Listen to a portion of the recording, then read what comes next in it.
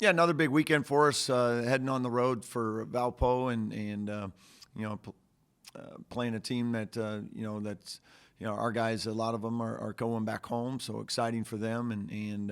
We'll need to hopefully be ready to go and have a good weekend. Hey, Coach, I'll go ahead and get it started. John Sears here. You guys played on Monday, so weren't able to ask you, what does it mean to this program to be ranked in the top 25 and kind of starting to get a little more recognition? Yeah, I think it's a nice recognition of the guys and the work they put in this year and the record to this point. It's something that they've are excited about and should be. It's a nice I guess symbol of what they've done to this year to this point. Again, none of it means anything moving forward, but for right now, I think it's great for our program, great for the university, the city, and the guys in the locker room.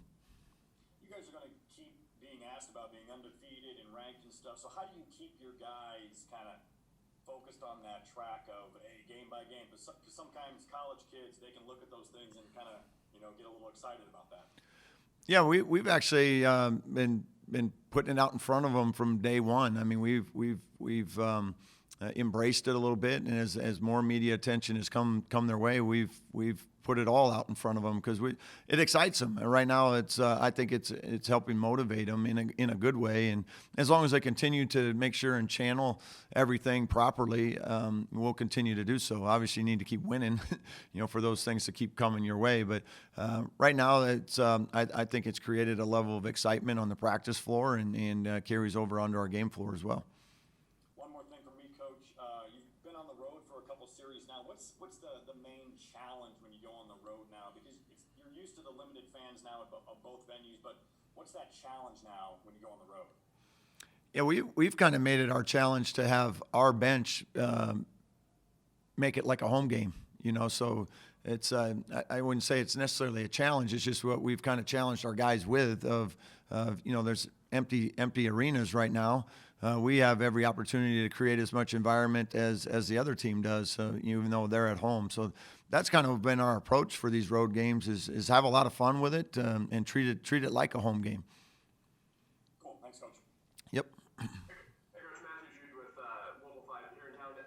Looking back at last weekend, what did you learn about your team when they go out there and win one that was probably a little closer than you would have liked, and then turn around the next day? Sometimes the second games are kind of dog fights. They turn around and ran them out of the gym. What did that tell you about the guys you have? Yeah, I think the last couple of weeks have been really telling of the fight the guys have. Going back to Missouri State series where we're down 15 at half, and then in the second game we had a 15-point lead that Missouri State came back and took the lead. I thought the same thing applied in the Illinois State game where we got down early, got ahead, and then had to fight it out the last 4 or 5 minutes into overtime. But then to flip that script the next day, I thought the guys really did a great job of making some adjustments, understanding what was not successful maybe the night before, and correcting a little bit. Obviously, going 4 for 30 was a big part of that. And the next night when you go 12 for 30, there's obviously you shot it better. But I also thought the shots we got from one night to the next were different, even though we took the same amount of threes.